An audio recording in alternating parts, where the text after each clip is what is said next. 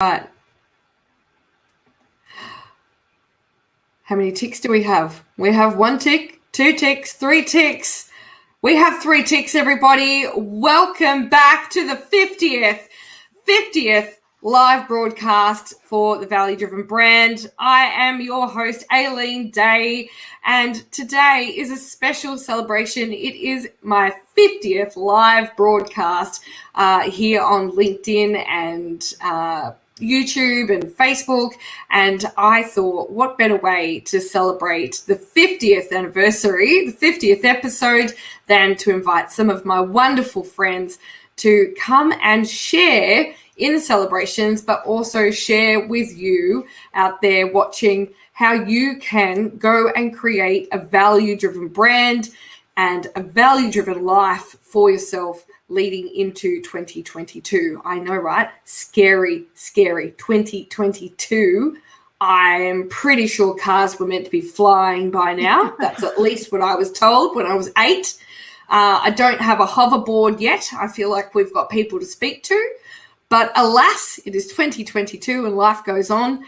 But it has been a very interesting and odd couple of years just about. So what better way to remedy it than to get some cool people on here to help you make sure that you walk into the upcoming year with your shit together and making magic happen. So I'm going to introduce my wonderful guests that we have with us today. I can't speak, I'm so excited. Firstly, I don't know what side of the screen they're on to you, but to me, they're on my top right. So Martin E., the sales strategist, welcome to the 50th live stream. Thank you so much for joining me. And I'm going to get you all to take it in turns as I introduce you to tell everybody what you do and what magic you bring to the table. So Martin E. Absolute pleasure to be here, Aileen, and congratulations on your 50th. How good's this? You see, you've aged prematurely. You didn't realize it was your 50th. But Aileen, I'm a sales guy, so I sell stuff. And so I help small to medium-sized businesses pitch, persuade, influence, and sell, and scale their businesses and try and get them to pay some attention to their sales health, because a lot of small businesses out there don't pay any attention to their sales and their sales health. So that's my mild superpower, Aileen, is to help businesses sell stuff. Your mild superpower. You're so humble. I love it. Welcome and thank you so much. Now, it is hilarious that you talk about how gracefully I've aged, because when I invited my favorite psychologist to join us on the show, Dr. Linda Wilson, welcome. What did you say, Linda? Well, I could hardly believe, because I read it as 50th birthday party, and I thought, Aileen is so hot for 50. So, yeah, I know. So I'm so sorry. Apologies. No, I thought it was a wonderful compliment. Yeah, but it is, congratulations. This is a really awesome event, and it's just love. Thank you so much for having me along. So I'm Dr. Linda Wilson. I am a mind flow coach for businesses and their teams. And what does that mean? Basically, I get inside people's heads and help them to understand what they are running from, and how we can actually make it a running towards process with a connection to actually where we are right now. So that's what I'm going to be bringing to the conversation this morning, the fact that we are human beings, not human doings, and how we can actually do a little bit more of the being rather than the doing in 2022. And I do think we've got a bit of grace with those 2 years, Aileen, because, well, there hasn't been a lot of creativity happening whilst in lockdown for many, many people. So, yeah, I think we might, maybe 224, the hoverboards might be around. Oh, I'm crossing my fingers. It's an accident waiting to happen that I can't wait to be involved in. Got my crash helmet ready and my elbow pads. Thank you so much for joining us, and thank you truly for the wonderful compliment. I do hope that as I get to 50, which I'm not yet, but I certainly am closer to 50 than I am 30. So I'll take it. Aileen, just a quick correction. I'm not a psychologist. I just have a geek's love of neuroscience. Yes. So, yes, I can't take that label. So we need to You are my favourite mind flow doctor then. My favourite mind flow doctor. And I can't wait. I don't know if you heard the news, but I just started on Monday night my clinical hypnotherapy and psychotherapy diploma. So I'm going to be getting into the minds of people. You should be bloody scared. I am. Yeah. Now, the other guest that I am not ever going to let go and forget, thank you so much for joining us, is the most wonderful Louise Thompson. Louise is a leadership expert, but Louise, tell us, what do you do? Why? What's your magic? Thanks, Aileen. Well, I'm beaming out of Sandhurst, a suburb, southeast kind of Bayside of Melbourne, and I live on a golf course. So I actually liken myself to a golf caddy. It was great to drive in a moment ago and see all the golfers on the course. So from a leadership perspective, I do a lot of mentoring. So I work with individuals and teams, organisations, and I suppose I hand over the right leadership tactic at the right time. So for those that play golf, we change our clubs. We don't tee off with a putter. And so I spend a lot of time working with people and helping them think of strategies and approaches, adaptations to work with people and bring the best out of the people like Linda. Maybe not flow, but a lot of conflict is where I become involved and sorting out the mess and getting people to take some accountability to adapt their approach. Preach. My favourite word, accountability.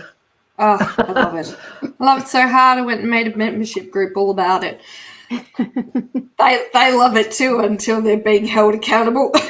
Yeah, and that's what people are needing, aren't they? And always have, but in particular, being at home, we're just that removed, aren't we, from what's going on, and we need people like you, Aileen, to hold us accountable. Yeah, I did go through a little bit of a phase where I was very good at holding other people accountable and then doing whatever the hell I liked.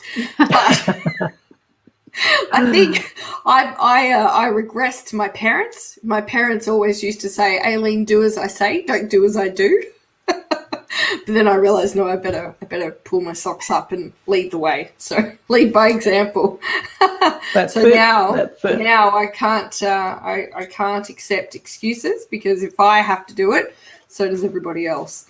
So now, ladies and gentlemen, if you are joining us live, we at the end of the show are going to be also pulling from the metaphorical hat 3 names. And those 3 names come from my newsletter contact list. And so if you want to join those names and go in the running to win one of the 3 2-hour mentoring sessions that I will be delivering, you need to sign up to my newsletter. Now, if I was actually mostly organized, I would have then gone and put the link into the chat box. So I've partly got organized. I got the contact list. So throughout the session, I will put that link up. And for you last minute lovers, you can join that newsletter list. And all that basically means is that once a month you get to hear from me. It's called the 411 with Aileen Day. And I talk all things the joy of sex. Now, the first time I said this to Louise, she was aghast. No, I wasn't. She was like, surprised. Surprised? Like, you what? But if you can see behind me, if you haven't joined us before, I do talk about the joy of sex, and I talk about the joy of the customer, the employee, and the human experience. And that is something that I believe is truly something that brings utter joy to our lives. And if you can implement it into your business, then you can implement it into your life, and you can have a value-driven brand and a value-driven life. So that is also why I wanted to invite these wonderful humans onto the show today, because I believe that in one way or another, they also embody the joy of sex. So, and now actually to a segue, right, I feel a little bit left out because I'm the only one in this group who hasn't authored a book, right? So while we're here, can we just point out that all of these magnificent humans have gone and put energies into writing a book? Now, have you got them there? Flash us your books. Ah, look.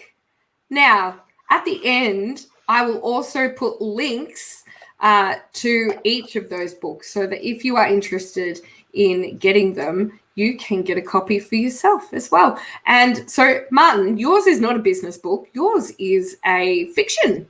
Is that correct?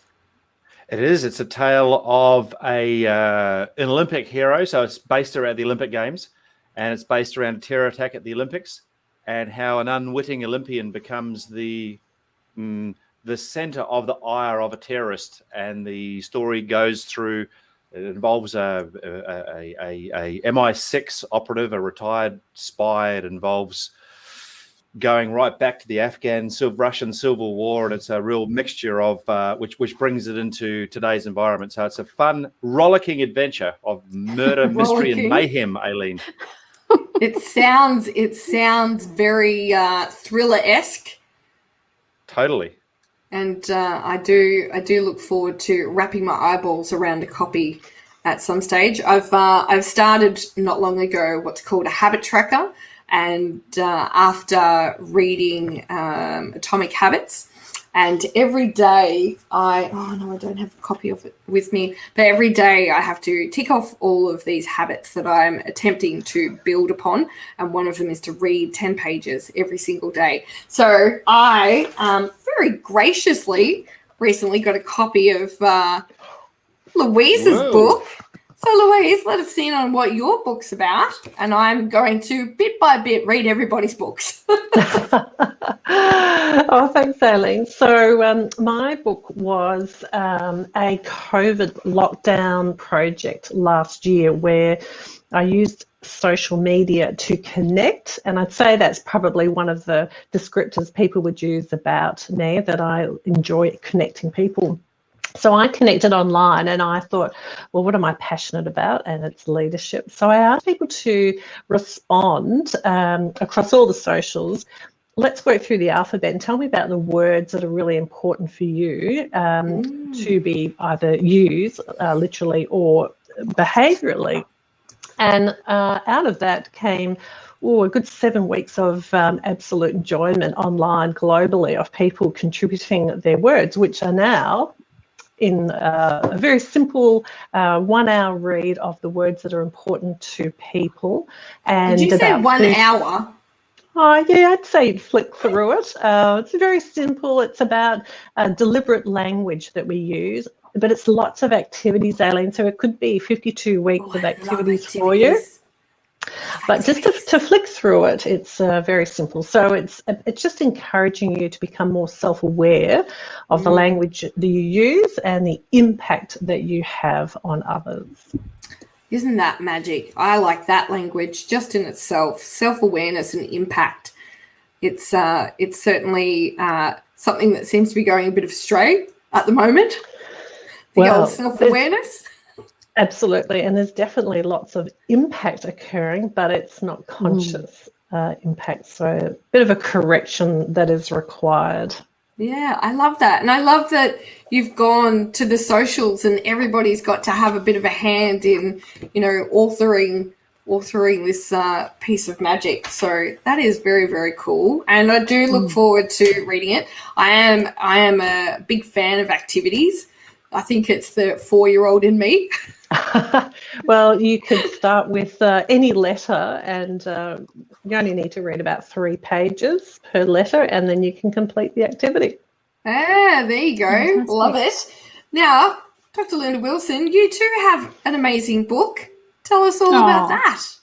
Thank you very much. Well, my book is actually about putting my clinical experience with clients on a page. It was really about providing people with a way that they can make themselves into a bit of a personal development project, and not necessarily need to come and see me or see somebody else. It's very much about a self-exploration, understanding the rules of the game in our own life, and asking the question around whether those rules that have been set up right from the very, very beginning, whether they still suit us as the adults that we are. And if not, how can we change them? So give us an example. Okay, well, I focus a lot on belief systems, also known as BS. And the reason that they're BS is because often those belief systems we're not actually consciously aware of. They're actually operating in the background. We're looking through the lens of that particular belief system, but we are not consciously aware that that is skewing our focus or skewing our point of view. And when we start to break those things down, we can actually become way more connected to perhaps a new set of values or a new set of beliefs that actually serve us as grown-ups, rather than carrying a lot of that stuff from our past. I love that. And it's so interesting that, I learned a little while ago that we were getting spoken to by the wonderful Dr. Vanessa Lapointe. Was it last year, year before? Last year, Martin? It's all a blur. It's all a blur. Oh, my God. And she was, it was the first time I'd ever heard somebody put out there that basically, when you react to certain situations, you regress to the age of a child, like a certain age of a child. And I was like, what? What do you mean? And then, she continued to talk about you are built up in this way that you think you're acting out as an adult, but you're actually acting out as a child. And so for me, I found that utterly fascinating to watch myself. So there, Louise, you're talking about self-awareness, to watch myself react to certain situations, and then try to figure out, oh, hang on, how old am I? I'm certainly not being 41 nor 50. Yeah. But I think I might be more like 12. I might be acting like 12-year-old Aileen. So I think that stuff is absolutely fascinating. And so what's the book called again? Mine is called Stress Made Easy, Peeling Women Off the Ceiling. So it was written... hilarious. Yeah, it was written, and it includes actually a lot of my own experience of peeling myself off the ceiling after I became a parent, and just recognising that if you're going to go through a challenging time in anybody's life, that is definitely one of them. And it gives us an incredible opportunity to become conscious beings. And that is the greatest gift we can bring to the planet, is to remain conscious, even with our own BS going on in the background. I love that. Just sometimes things work out so beautifully. So that is fantastic. And we're going to talk a little bit more about that. But as we said, we're going to be giving you guys some tactics and strategies and ideas on things that you can start now to take into 2022 to create a much more value-driven 2022. And that's not to say, to be honest, like I have had maybe a 50-50 split of experiences when it comes to what the last 18 months or so has done for businesses in general. I have seen some businesses absolutely thrive. Some businesses, mega thing, just my local bakery, those people don't get to sleep. They're just constantly working. There's just been some outlets that have actually done impeccably well throughout this whole ordeal. So, on the flip side, of course, where there's, winners, there's probably people who are not quite winning. And this is really, no matter what end of the spectrum you are on, any of these tactics can help you deliver further value in what you do every day for people out in the world. So creating that human experience, selling with authenticity and heart, becoming more conscious, becoming a better leader, and understanding the impact that you deliver. So we're going to start with Martin. Tell us what, in your experience and in your mind, can people in business, leaders, entrepreneurs, business owners, just humans in general, start to do differently leading into 2022 to create some success? Look, I think the biggest thing because when it comes to selling, there are around 27 different disciplines in the sales process that really, to be really good at it, you need to master. But there's one in specific that kind of gazumps everything else. And if you get good at that, then you're going to be good at everything. And it's basically, and it's all about the mindset of selling. It actually has nothing to do with the sales technique, but it has everything to do with prizing yourself and knowing your own value. And it's interesting when Linda was talking earlier, because I've just written it down. Linda was talking about what do you run from and what do you run towards? And a lot of small businesses, you get into business because you have a passion. Maybe it's to fix, create, do something. And then you figure out, oh my God, now I've got to sell something. Yeah. And then people have got this misapprehension about what sales actually is. And if you try and sell something, if someone is feeling sold to, they're going to run away. If you're in a situation where straight away you're being sold to, so you run away. But what you will run towards an expert. So if a business owner can stop selling and start becoming an expert, number one, that's going to make a big difference. But the biggest thing is in understanding that you are in fact the prize. And if you can go into any transaction not needing the business and going in that, hey, Mr. Customer, I don't need you, but you need me. I'm an expert in your pain or problem. And if I go away, then I'm not disadvantaged at all. So you actually need me. And a lot of businesses that I speak to act supplicant to the buyer because the buyer has money. They have the ability to write a purchase order or sign a letter of intent. And so the business owner or the salesperson wants it. And then we act supplicant. We come across as needy. And then the buyer will do business with us if it suits them. And then it's on their terms. We'll do business, and we're relying on charity. And if you do us a better price, or if you give us a better terms, or if you do this for us, then we might consider it. But that's no way to run a business. Run a business is a process, and it's all about the mindset of pricing. I'm the prize, not you. I select you. You don't select me. And so that's the one big thing that I would offer any businesses out there, is that your team, if you can, because if you look at all of the businesses, if you look at Dr. Linda's business or Louise's or yours, Aileen, there's one thing that's unique about each of those businesses anywhere in the world. And that's you. Yeah. You can't be replicated because you're all unique. You're all individuals. So you are the prize. You're the prize. Yay! I have a twin sister and she's still not like me. So. There you go. And that's what it all is. So it's and the whole framing of discussions, but it all starts with understanding that you're the prize, not them. And if you can have that slight shift, that'll make a huge difference, because all of a sudden discounts will go down, close rates will go up. It'll be intriguing because the buyers go, I haven't seen this happening before. Yeah. And it all starts with believing that you're the prize. So once we've kind of ascertained that this, and it is self-worthiness, right?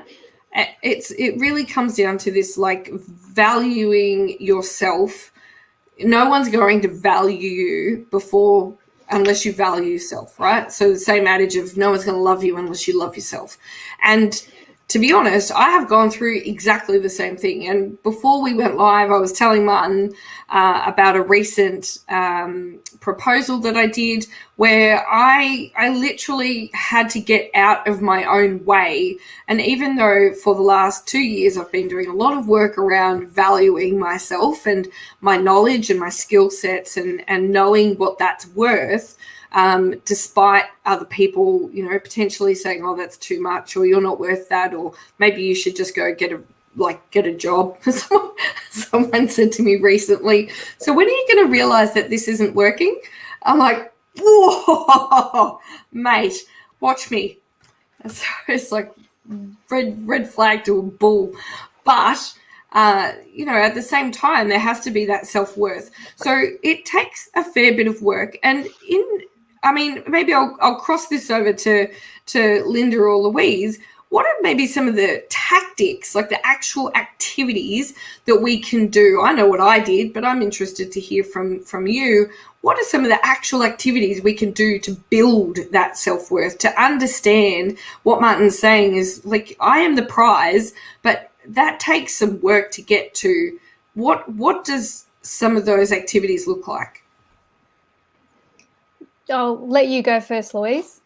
Okay, so self-worth is what I'm really passionate about, and a lot of people, they move around and not knowing what their self-worth is all about. So be able to even title it, brand it, is really important. So I actually use some diagnostics to help people do that, but simply when people realise that they're more focused on, let's say, people or performance or, say, process, it's about then relishing in that and thinking about I wonder what strengths I could be bringing more into my game, my practice that allow me to be more like that. So, and that takes on different types of activity and work. But for me, that would be number one. So really knowing who you are. So the three things that I tend to say to people, work out what your purpose is.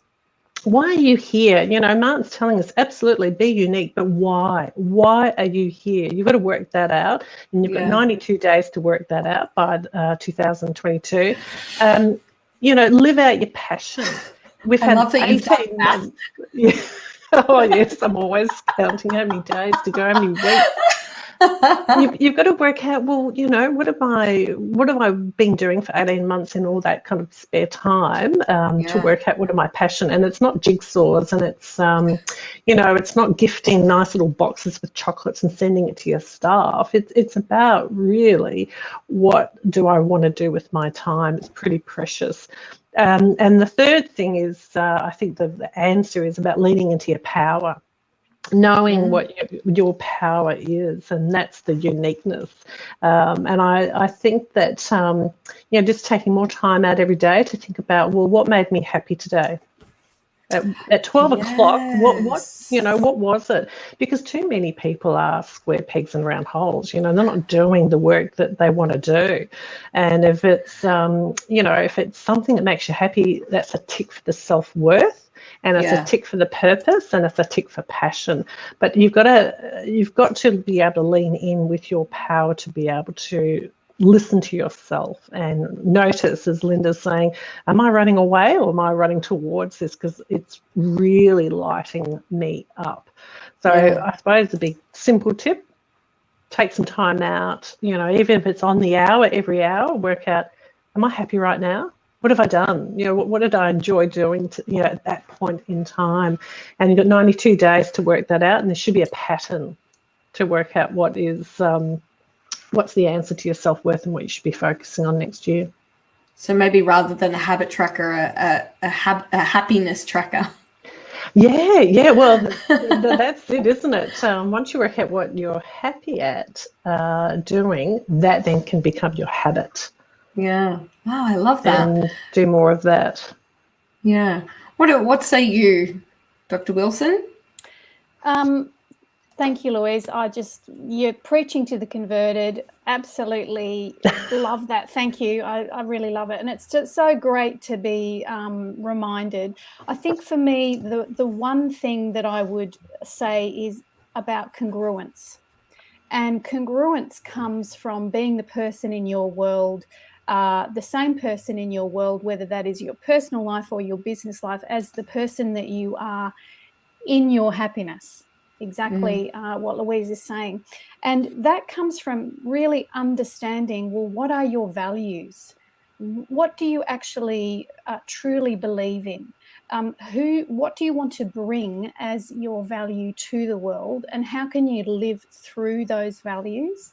Because what we find is if we're living through the values that we've established for ourselves and as the person we want to become, because we're all evolving, we're all changing. So you may not be living exactly how you want to be living at the moment, but it's an aspirational value. If we are actually living our life through those values, our contribution absolutely skyrockets. Not only that, we're living with integrity and we're living with authenticity. And you're much more likely to generate not only people who want to join your business, but also people who want to build your business alongside you or promote your business for you if people really understand who you are. And how do they get to that? It's by you being consistently congruent in the presentation and the living of your values. So that's where I would come from. And values is a whole personal development exercise, as we've already established. It's one of those things that it takes, give yourself some time to actually sit down and work out what resonates with you, what do you want to bring to the world, and how can you then structure your life around the presentation of that, or your business as a vehicle to demonstrate that. Yeah, I really love that. And it's certainly one of the very first activities that I get all new clients to undertake, is to understand what are those values that they want to abide by, live and breathe by.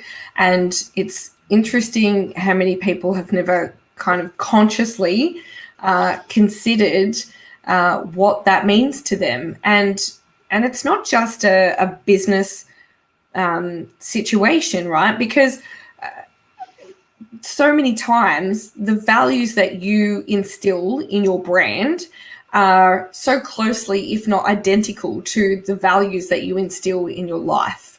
So for me, for example, people say, oh, I don't know how to do that. Well, I basically say to them, I want you to consider all the human values that exist and which are let's say the top 10 that are absolute non-negotiables for you. What are you just not willing to live without? So, and then they start to think, well, I can't live without my integrity, and I can't live without having fun, and I can't live without being passionate. And you're like, great. So what we're going to do is we're going to make sure that everything you do aligns to those values, so that you live and breathe and you are working towards, like Louise is saying, this map of creating things that make you happy. Because it's generally, I imagine that, well, I don't imagine, I've experienced it. I don't know why I said I imagine. We've all experienced it, where if we were to create an emotions map and, we came out constantly reflecting on the fact that we're miserable, and we would most certainly be understanding that the things that are making us miserable do not line up to our values. They don't line up to our values. So if people are saying, oh, I value family, or I value quality time, or I value, I bet you every time that you find out that you're miserable and you're being, hating on life, that everything you're doing is the opposite of whatever you value. So I love that as an activity just in life. Not even if you're a business person, just go and sit down and comprehend what is a goddamn non-negotiable for you to live life. And then when you are a business owner or a person in business, whether you're a leader or whatever your role is in an organization, I don't care if you're the person that sweeps the carport, figure out what values you want to live by, and you will ultimately create a happiness timeline. Yeah, and I also just want to add to that. People think that this makes things more complex, but actually what it does is it distills down into the simplicity of how you moment to moment move through your life. Because you just have to ask yourself, is this decision I'm making, is this person that I'm employing, is this customer that I'm wanting to work with, do they fit within those values that I have created for myself, for my business, who I am? And if so, full steam ahead. If not, then it's a very easy thing to go, okay, you're not for me. You can go and chat to somebody else, or, and it's a simple You're so way. diplomatic. It's a simple way for us to live our life. Yeah. Sometimes I am. Then I was. But that's sales process 101, right? It's about, it's about selecting. And it's about the whole thing about, and I always come back to honesty, because honesty and telling the truth is one of my core drivers, right? Because if you're honest and you tell the truth, then it can never be perceived as conniving or manipulative or pushy. It can only ever be seen as the truth, right? Yeah. And so if you're telling the truth and you're being congruent, which you mentioned before, and you're calling people out and saying, hey, look, that doesn't sound just right, tell me more. If someone walks away because you're telling the truth, they were never going to be a good fit for your business in the first place. Yep. And so it all comes back to exactly what you were just talking about, being congruent, telling the truth, doing all those things with integrity. Yeah. And if you're acting in integrity and truthfulness and the client walks away, well, we were never going to work. Their loss. It's the same in relationships. Yeah, it's the same. It's right through, as you said, Aileen, it's the same right through life. Right through life, exactly. Absolutely. I finally found the link. I've been clicking around just trying to find the link. I don't know why I can't find it, but I finally found it. But yes, Martin, that is a perfect branch out, because the reality is, and I was listening to a podcast yesterday called Backable, and they were talking about how when you start in business, so often you just take whatever you can get. You're just thirsty. And I always use the example of if anyone wants to go and look at my very first website, Meraki Business Solutions, what they will see is black and gold thirst. Just thirsty, right? Black and gold, so thirsty. I want it all, right? Whatever you've got, I will take it. And then we kind of graduate to aileenday.com.au, and although there's a reasonably sized services list, in comparison to Meraki Business Solutions, it is much more, as you said, Linda, evolved. It's much more, it's much more aligned to what I value doing. So when we start in business, we're kind of like, we'll take it all, we'll put up with everyone's bullshit, we'll, do whatever we've got to do to make the cash. And then hopefully over time, you start to learn, hang on a minute, what I've got is the prize. Who I am is the prize. I actually have got the skill sets, I have got the self-worth, and I have got the values to know who and what is good for me. So therefore you start to go, actually, like you said, Martin, this isn't congruent to my values. This isn't what I choose for me. And therefore, if you don't line up to those, but you have to have them in the first place, don't you? Right? How many businesses do we talk to, I'm sure, together who don't have those values lined up for themselves? So how are you going to know what you're worth if you've got nothing to kind of compare it to or align it to? So yeah, you get to a point where you're like, actually, you're not for me, and it's okay. But as Linda says, you go chat to somebody else. Me personally, I say off you fuck, but no, I don't. I'm joking. I'm not that mean. That's not mean, Aileen. Just being honest. I'm not that. I'm candid, but I'll say off you go. Have fun. Actually, I'll probably even tell you who to go talk to.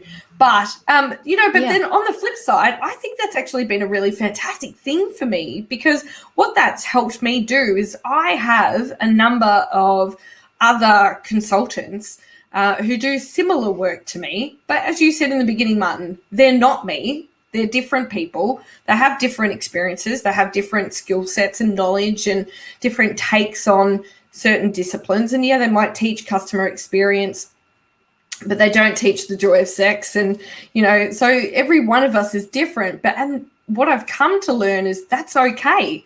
And I actually now, like love sharing all of their content. So if someone was to look at my feed, it's majority of it is other people's content that I share. And I've had so many times people say to me, oh, aren't you scared someone's going to choose them? I'm like, scared? No. I hope they do.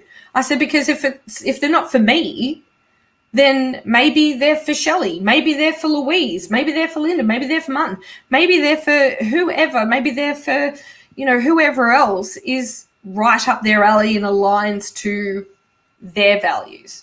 Like I had someone in the airport tell me I swear too much. He said, it's a shame that you swear so much.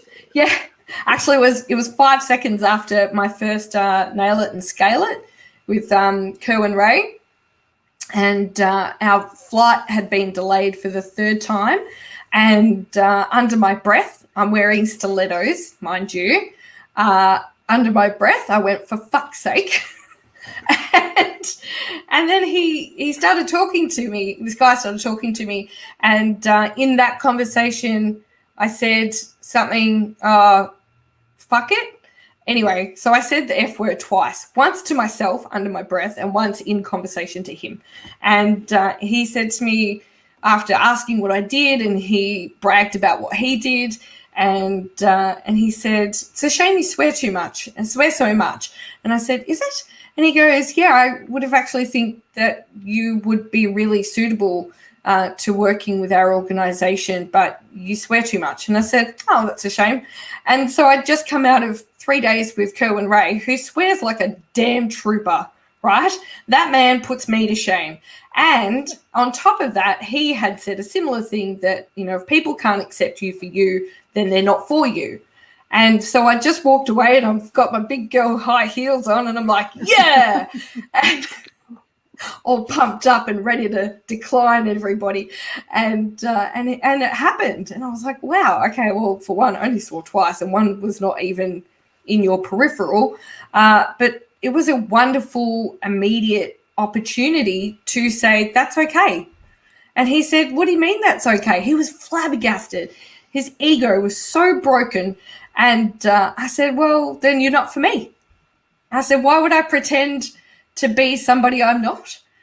And he said, well, you're leaving a lot of money on the table. I said, you've still got your problems, don't you? So stomped off in my stilettos and thought I was the shit. But it is absolutely true. It gives you this kind of freeing sensibility to know that not everybody is for you, and that's okay. And it's the world will still go on, right? You might have to eat baked beans for a few more weeks, but it's okay. It's fine. Anyway, so tell us what else. So once we've figured out that we're the prize, Mr. Sales Strategist, what happens after that? Talk to me about. I've had to start doing proposals, and someone tried to convince me to do cold calling. I drew the line at cold calling. But talk to us about getting through those activities. How do we generate quality leads authentically in a sales strategy? Well, the first thing is to have fun.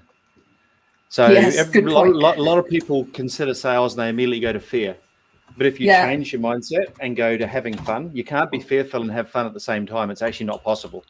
So if you just go into the whole mindset of having fun, I did a business deal recently with the second biggest rental company in the world. They did $5.5 billion in turnover last year. They got 860 stores in North America, and they came to me wanting better pricing and all that sort of stuff. And so I jumped on the call and they started off, we want this, we want that. And I just said, just hold up for a minute. I don't even know if I like you yet. And you don't know if you like me yet. Big companies like yours can be a pain in the ass because you want everything for nothing. Then you moan and whinge. You're probably thinking a small Italian company with a sales rep in Australia. How can we support you? What say we start with, do we like each other first? And he said, that's a good idea. So I had frame control to start with. But the reason for that is that I'm not going to deal with anybody unless it's fun. And being beaten up on price, terms, anything like that's not fun. No. So my only motivation selling is fun. And whether it's a cold call, it's all about fun. So how do you make cold calls fun? How? Cold calls Tell are me, done because tell it's me only the cold. secret. A cold call is only cold until once the word hello is out of your mouth, then it's not cold anymore. Oh, that's a frame. Well, it's not, because you've said you've introduced yourself, right? And Yes. then it's all about, so if it's a cold call, it's all about setting an intention. So I would say, hey, Aileen, it's Martin from the Sales Strategist, calling to book a 15-minute appointment with you because we help small businesses with their sales process. I've got time available on Thursday at 4 o'clock or Monday at 2 of those times which suits you best. I just roll through the whole thing. And if you're setting and that it up, script is available on www.thesalesstrategist. But you've got an intention. It I sounds want to so book a time with easy. you. Yeah, and then you've got a because frame. And I don't know if you ladies, you probably research this, but if you insert the word because you want to do something, your success rate actually goes up. I think it's around 60%. That if you didn't say because, but it's the whole because frame. So that takes the whole sting out of a cold call, and you'll find that'll make it successful. And don't breathe. Just go roll through the whole thing. I'm good You for don't that. I say can talk hi, in how the you water. going, because that's enough for them to say back off. Yeah. You just roll through it, boom, and you'll find your success rate goes up. Just So by say doing that. one thing. Say that for us again. Replay. Well, I've got to do it again. So it's all a matter of, hey, Aileen, it's Martin from the Sales Strategist calling to book a 15-minute time slot with you to chat with you because we help businesses improve sales and reduce discounting when their sales process. I've got time available and then you give them times available of those times which suit you best. Oh, that does sound sexy. That's gold. It's You need to just put that a in the roll gift through, box. Yeah. And the secret to this proposals. this is recorded, so you can go back to valuedrivenbrand.com and replay that. There you go. And the secret to proposals is never send the proposal out without a next step. So if you're doing proposals, don't send it out on email, because if you send it out on email, all they're going to do is print it out and show it to somebody. But if you've invested the time in a proposal before you get, hey, look, Aileen, I'll have my proposal to you. It's now Wednesday. I'll have my proposal to you by Friday afternoon. Let's hook up 5 minutes now so I can go over that with you at 3 o'clock on Friday. Right. I know, Martin. So even if you go over the proposal over the phone, it's still better than just sending it in an email. Correct. Which, So we're all in some of my Melbourne, so that's likely. Yeah. So what some of my customers will do is they will give the client a call. I've just sent you an email. Just run to your computer and grab it, and you'll talk to them about it. Ooh. And if a client won't commit to 5 minutes, then, hey, look, I'm going to invest an hour, maybe an hour and a half in this proposal. That's costing me probably about $300. So I only think it's fair, don't you, that you invest 5 minutes in a follow-up call. Yeah. And that's the moral authority frame. And no one realistically is going to say no to that unless they're price shopping or they're not interested. Either way, it's going to come out, because if they say no, well, I'm curious to know why. Well, this is the reason why. Whereas so many people just send quotes out into the ether, and then when they pick up the phone, that's about all they get. Crickets. Yeah. Right. I hate crickets. I don't get crickets, but I hate them. That's why I'm scared of crickets. Yeah. Bless. I love that. That is such a simple, easy, tactical way to make a cold call happen. And it's not, to be honest, initially when it was suggested to me to do cold calling, I was like, no thanks. And I'm quite certain many of us, when, faced with that prospect, would feel the same way. And initially I had to sit in that for a second and think, okay, so what's my issue with cold calling? Is it that I'm going to get rejected? Well, not so much. I've got a pretty thick skin. But it is that one of my highest values is time, right? And I know from reading the books, from working with you, Martin, that it's a numbers game. And to me, I was always like, I don't want to play the game. But if you're not in the game, you don't win the prize, right? So it was this real catch-22. And it wasn't that, and it was also this other, we talk about BS stories, Linda. Back in the day when I worked at Bunnings, it was kind of my job to keep people away from my bosses. So I was the gatekeeper. There was the EA, the executive assistant, and she did partial gatekeeping. And if they got through her, they kind of got to me. And then it was kind of a case of if it had to get through me, it must be like titanium and gold wrapped together. And so I knew that there were people given those jobs out there who were going to do the same thing to me. And I'm like, so then you kind of go, well, maybe I'm not titanium and gold wrapped together, so I won't get through. So what a waste of time. But that's where this self-belief stuff has to also play a part. And you have to actually believe you are the fucking prize, right? As Mr. Kerwin always tells everybody, you are the motherfucking prize. And by the way, if you don't like swearing, probably don't join us again. But joking, come back. It's not that bad. Calm down. Anyway, but it is such a good tactic. And to know that you do have the solution, and that if you're not in it, you're not going to win it. You've motivated me to maybe try some cold calls, because I do have some proposals to put out there, and some golf. And another 30-second grab. So when you're calling people, another way to do it is because everyone will ring up and say, "Is it a good time to talk?"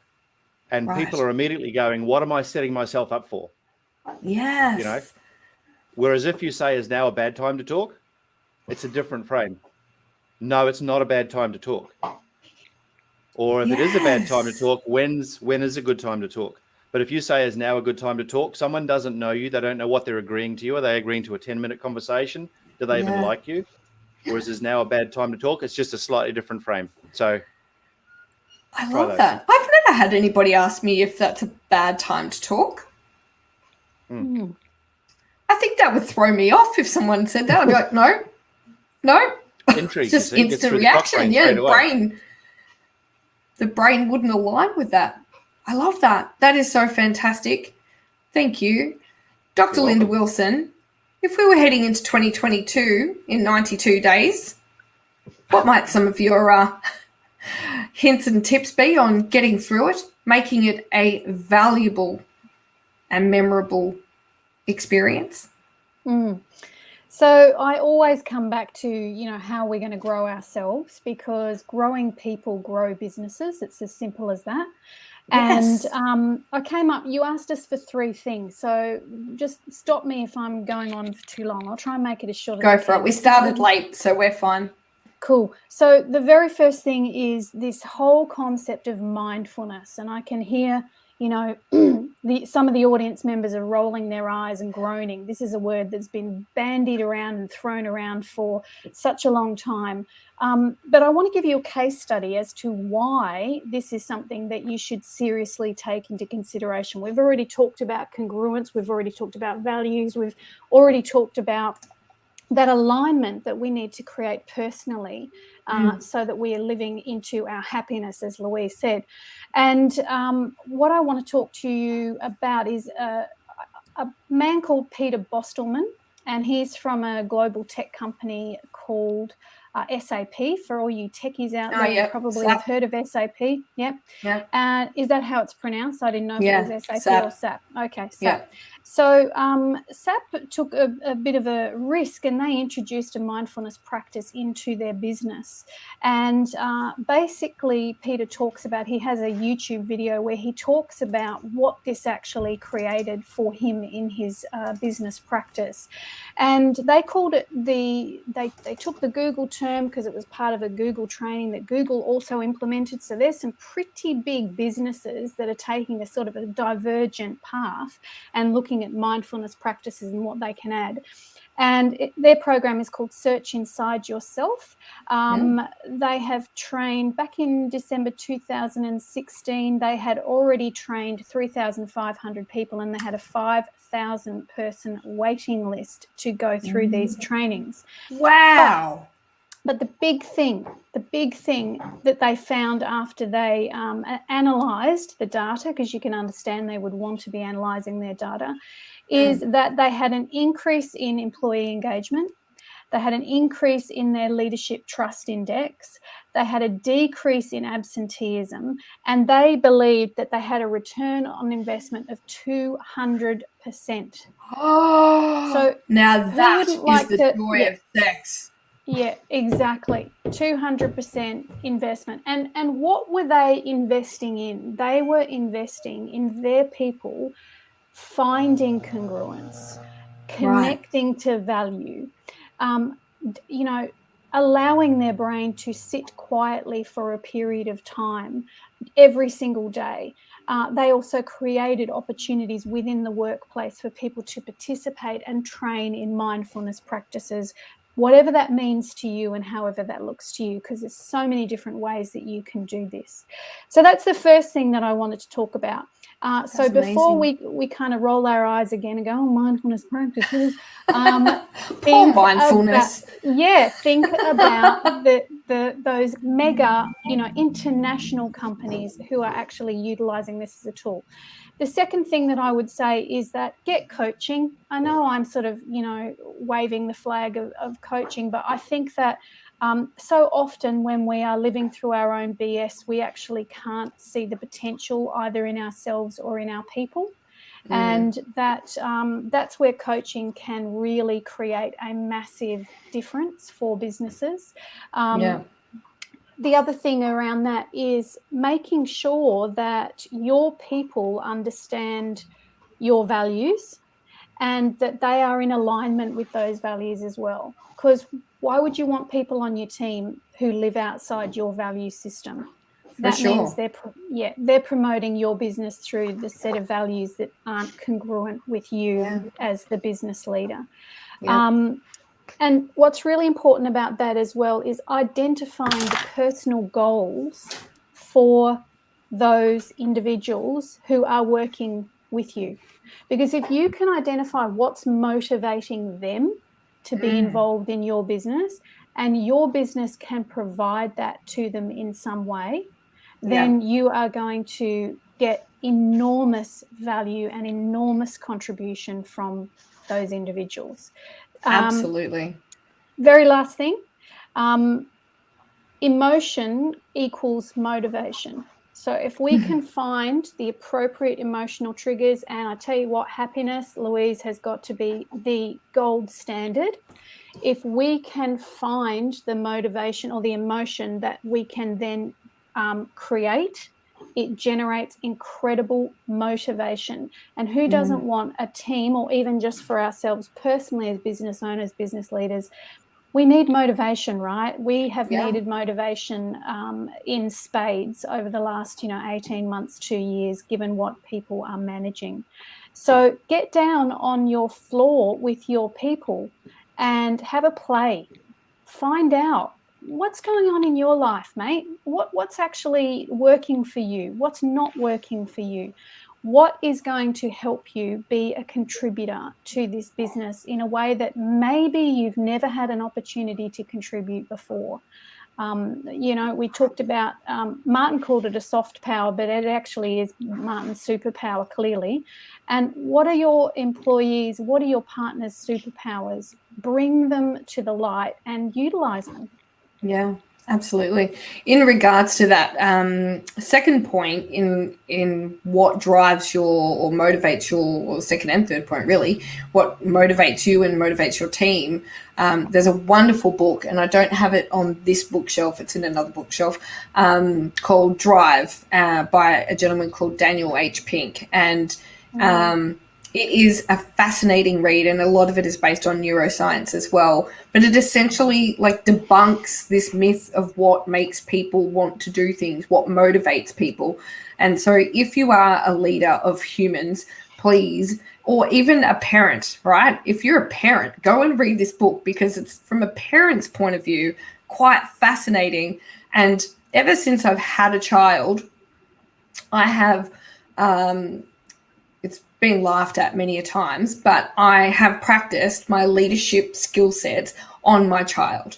And before I had a child, I had much, much younger siblings than I am. And so I would test my leadership skills on them as well. And someone laughed. I've had lots of people laugh at me and go, Mom, I'm like, if you can get a 14-year-old to do what you want, or if you can get a 3-year-old to do what you want, you are, in my mind, a leader.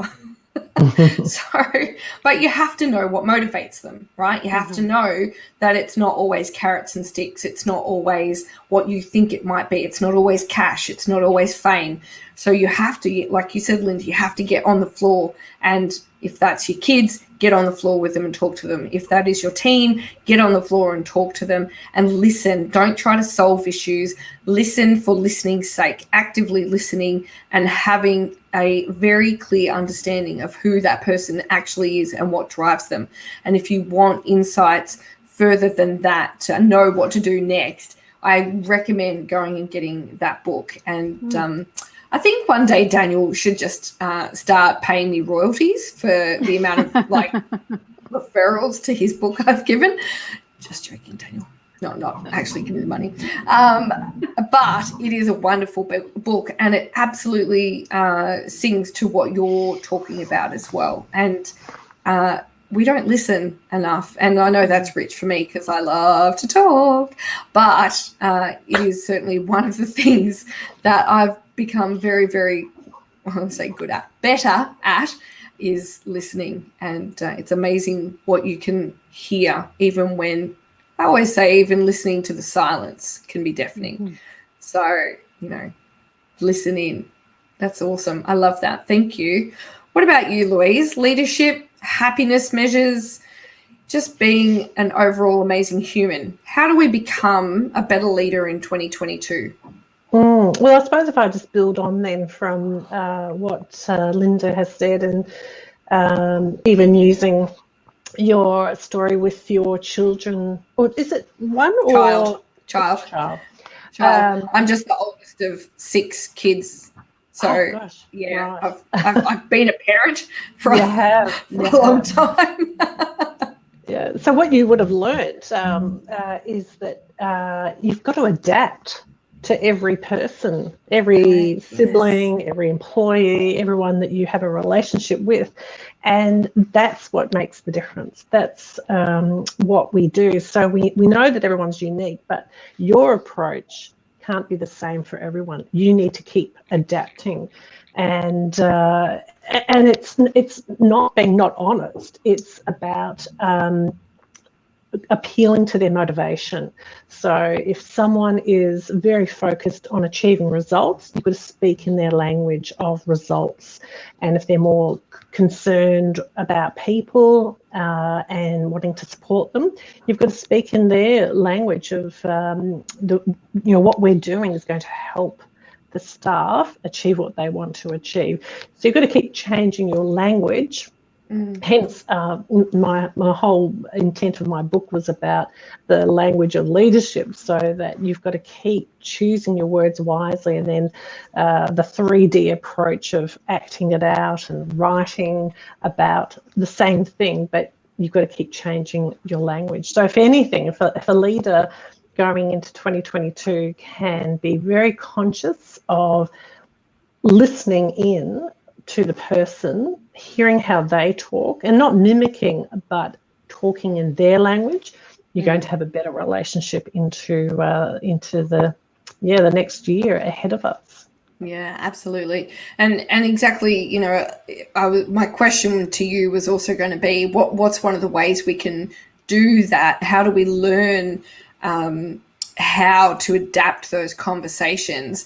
And to be honest, I'm very adaptable, but I'm also, I was the person back in the day who would walk into the managing director's office of a multi-billion company and talk to him like I would my team member.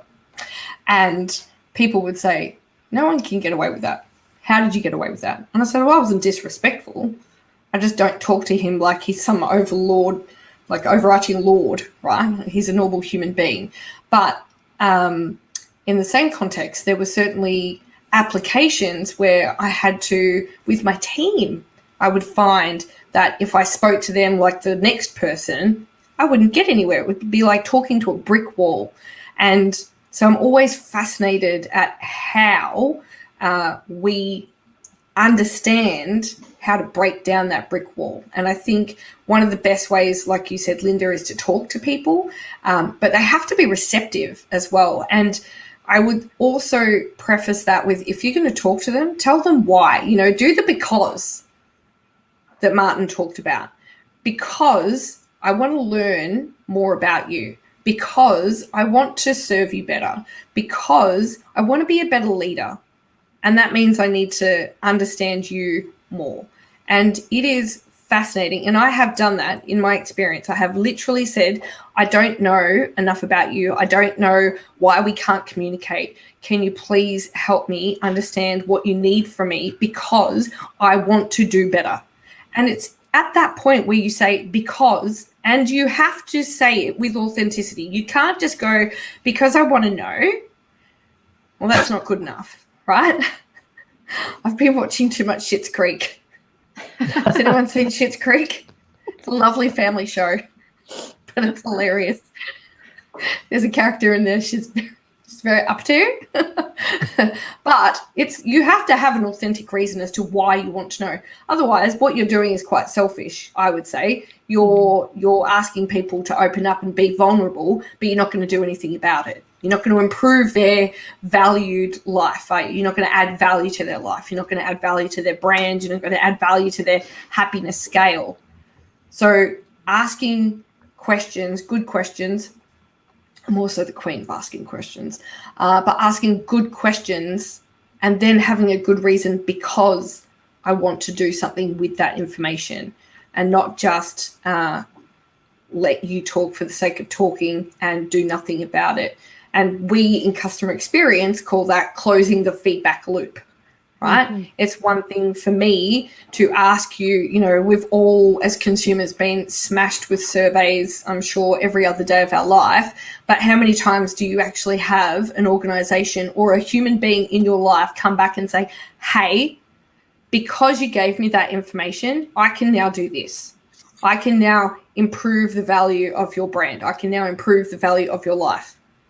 Right? So it is so important to do what Louise and Linda and Martin are talking about, but add the because.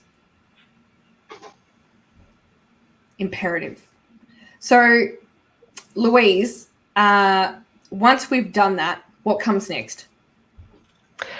Well, what we need to do next is to, and use the term the feedback loop, is to be able to then be very open and ask for feedback in your approach. So if you are sensing that you're not connecting, if you're not gaining the relationship you're wanting to achieve, you can then ask for feedback and say, look, I'm just curious, what's going to work better for us to connect?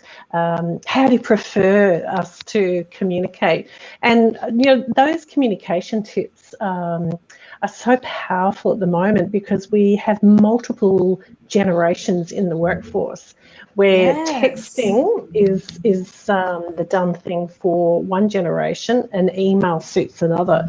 So in our language and connecting, it might be that for some I need to email a follow-up, whereas I need to actually be on screen with someone to follow up. But continually looping around and checking in, more so than ever, I believe, for next year, to be ensuring that the communication is continually flowing and that you're taking on feedback. And when you said that, look, it's really important for me to understand how you prefer us to communicate, because I want to have a better relationship with you. I want to make sure that you feel fulfilled in your role.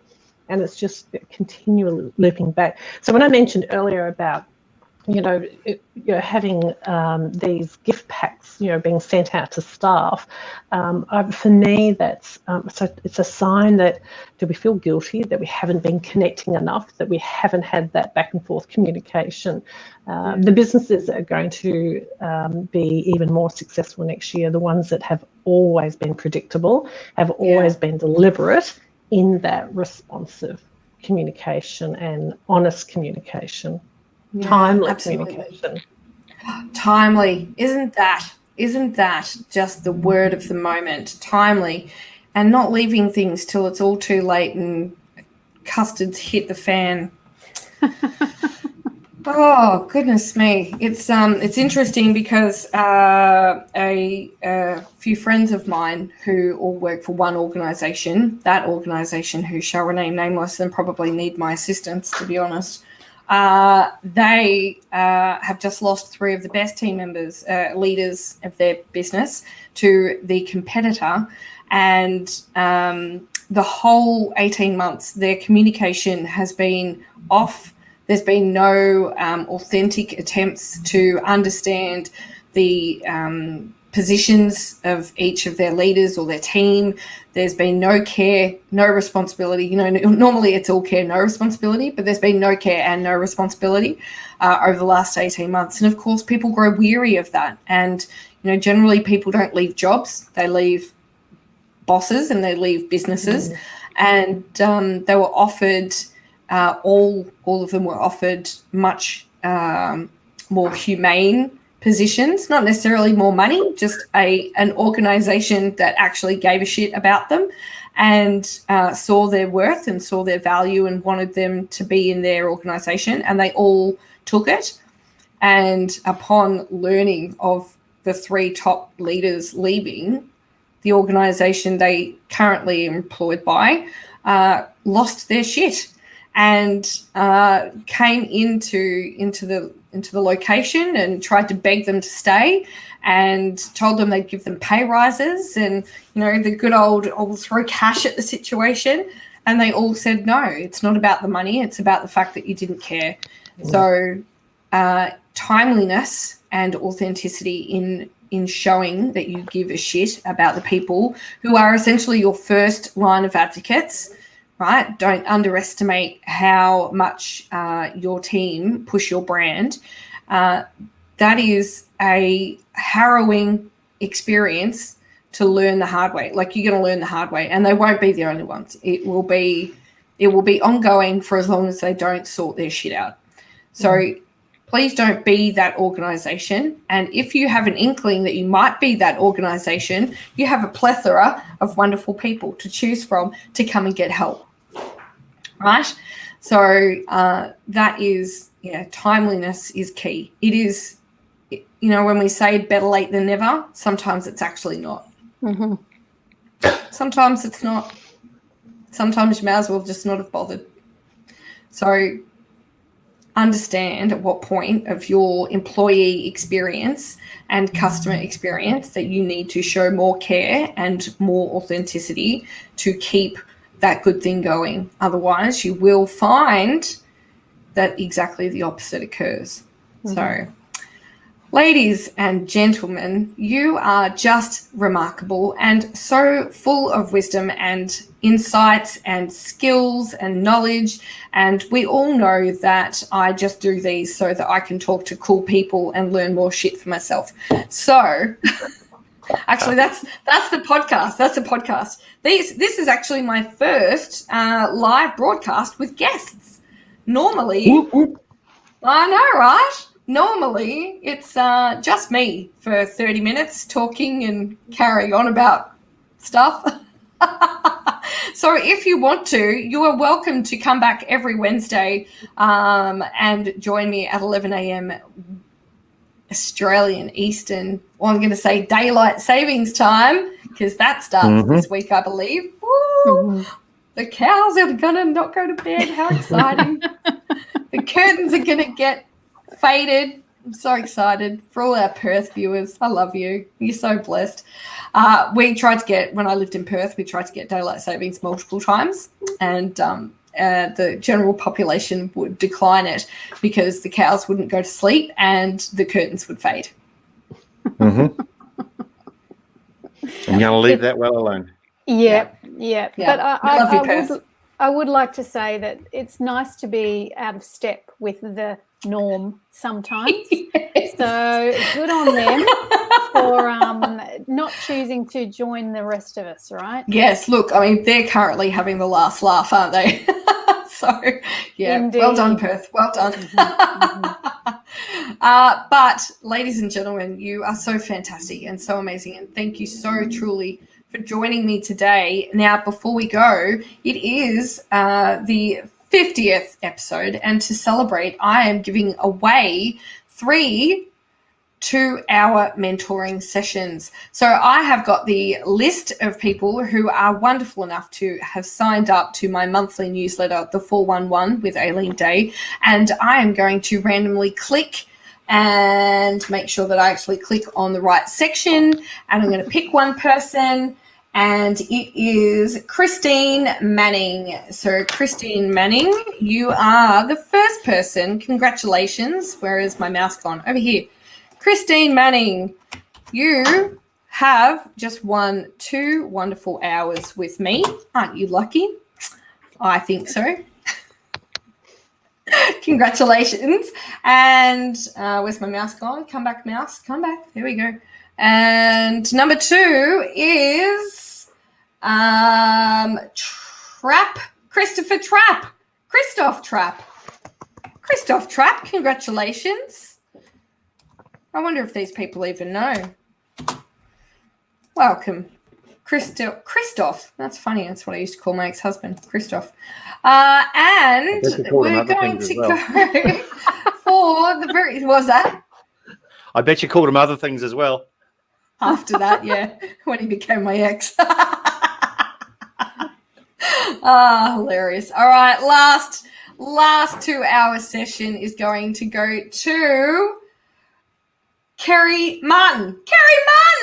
Oh, my goodness. Kerry Martin, congratulations. You have just scored a 2-hour session free with me, you lucky son of a gun. And puppy tails, here we come.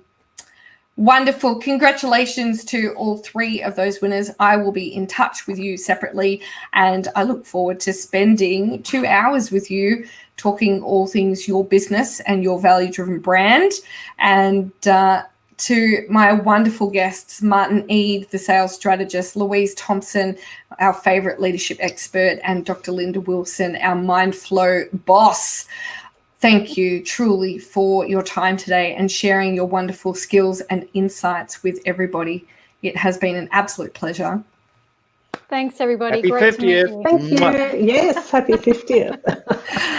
And that is it from all of us today. We will be back next Wednesday, and it will be the 51st live broadcast. So please be sure to join me then, where we talk all things the joy of sex.